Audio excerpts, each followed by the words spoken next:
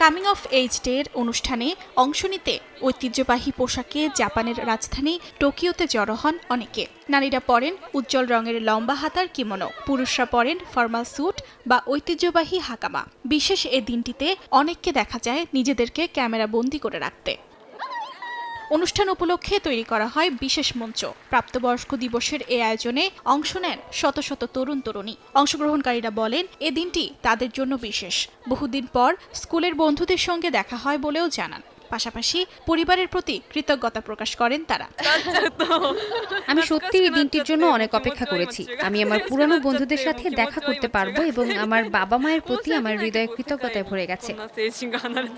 অনুষ্ঠানে বক্তব্য রাখেন বিশ্ববিদ্যালয়ের শিক্ষার্থী ও স্থানীয় কর্মকর্তারা। বক্তারা বলেন ২০ বছর বয়সে সম্ভাবনা সীমাহীন। সমাজ ও এলাকার জন্য দায়িত্ব নেয়ার অঙ্গীকারও করা হয়। জাপানের কামিং অফ এইজ ডে একটি জাতীয় ছুটির দিন। প্রতি বছর জানুয়ারির দ্বিতীয় সোমবার দিবসটি পালন করা হয়। এদিন ২০ বছর পূর্ণ করা তরুণ তরুণীদের প্রাপ্তবয়স্ক জীবনে প্রবেশের স্বীকৃতি দেওয়া হয়। এই দিনে দেশজুড়ে স্থানীয় সরকারগুলো বিশেষ অনুষ্ঠানের আয়োজন করে থাকে। অর্জিতা শেরজিন, সময় সংবাদ।